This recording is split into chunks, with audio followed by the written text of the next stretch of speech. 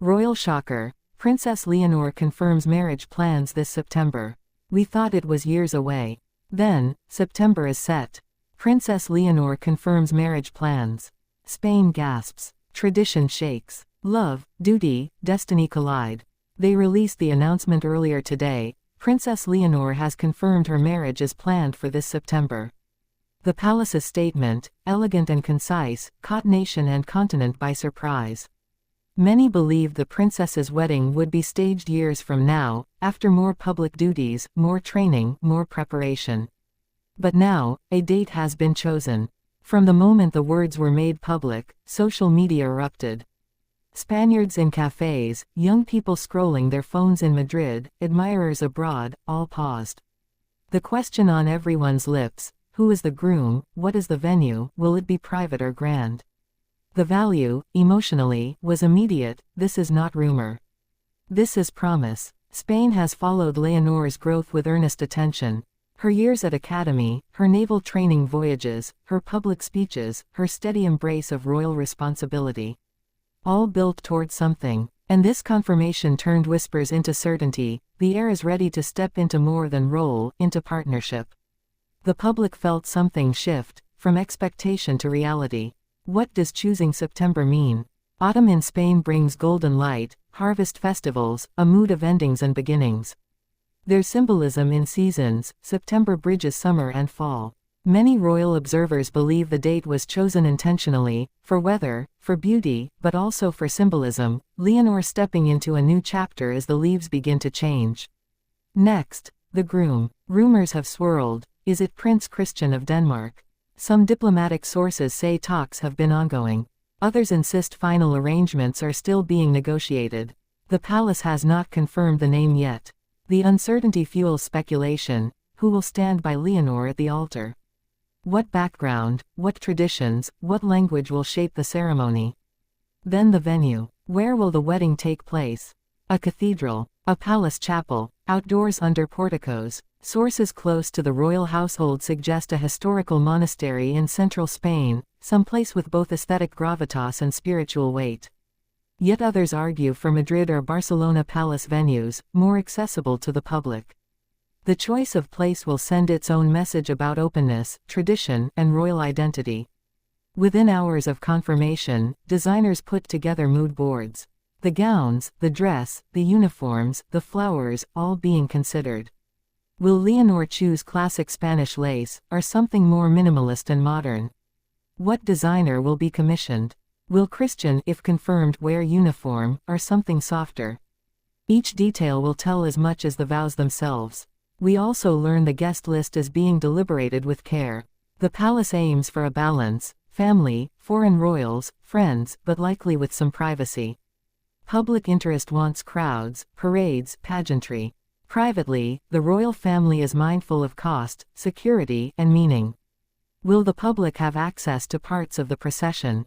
Will the ceremony be broadcast live? These are the loops of curiosity already forming. Emotionally, this decision carries weight. For Leonor, growing up under public gaze, confirming her wedding means embracing these expectations head-on: love, but also lineage. For her parents, King Felipe and Queen Letizia, who have navigated public criticism, financial scrutiny, and modern pressures, they must now support her in both private joy and public duty. The family dynamics, always delicate, now shift again. Also, consider how this announcement interacts with Spain's view of monarchy. In recent years, many Spaniards have debated the role of the monarchy, its expense, its tradition. A wedding so soon, so public, confirms that the institution remains central. But to remain respected, it must also appear relevant, modern, sincere, connected to today's Spain.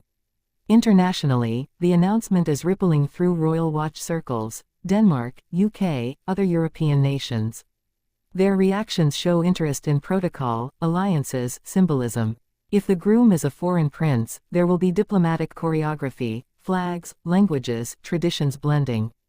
If Spanish, regional identities will matter: which region's tradition will be honored, which song, which rite. The media coverage will follow every step. First leaks of dress sketches or choice of fabric. Then seating arrangements: who sits beside whom. Then vows, what wording, what readings, what personal touches.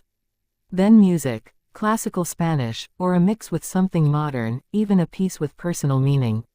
The wedding, when it comes, will be less about spectacle and more about storytelling. And yet, with all this, there are tensions. Some want secrecy, to protect Leonor's personal life. Some want openness, to include the people. Some fear overhyping, the risk that expectations will become burdens. How will Leonor handle it? How will the palace manage leaks and speculation? How will Christian, if confirmed, navigate his own pressures? Let's take a deeper look into Leonor's past, her training, her public speeches, her growing maturity. How each step prepared her for a moment like this, confirming her own marriage date, stepping into public destiny. Observers note that she no longer performs the way a child heir did. She now speaks, expresses, carries herself with a sense of purpose. Then Christian, if we accept that union, his upbringing, how foreign royal marriages have historically worked, the successes and strains. How cross-national marriages bring both cultural richness and logistical complexity, language, religion, protocol. How they represent alliances not just between two people but between two royal households and two nations' identities. Underlying all this is love. The announcement is ultimately one of affection. Leonor didn't confirm this casually. She did so from a place of personal certainty, both love and readiness. And that element makes all the difference. It turns this from politics into humanity. People respond when they see someone stepping into love, stepping into partnership, stepping into dreams long held. As September approaches, scrutiny will intensify. Wardrobe fittings, floral designs, musical rehearsals. The route into the venue, perhaps ceremonies in multiple churches or chapels. The balance of public and private, who sees, who shares, who guards. Each choice will reflect not only personal taste but public expectations. We will also examine comparisons, weddings of monarchs past, of other European heirs. What they chose, what they rejected.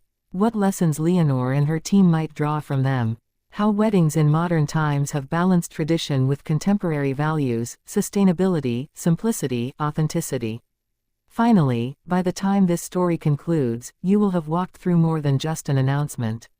You'll have seen the building of an event that is both promise and reflection. An event that tells something about who Princess Leonor is, who her partner is, what the monarchy could be in modern Spain: loving, responsible, connected, meaningful. When September comes, Leonor will walk, will vow, will crown a moment with ceremony. But even before that, with this confirmation, she has already made history. Because confirming marriage plans is not just setting a date. It's claiming a future. It's telling Spain, and the world, that the heir is not just waiting, she is moving forward, and everyone is watching.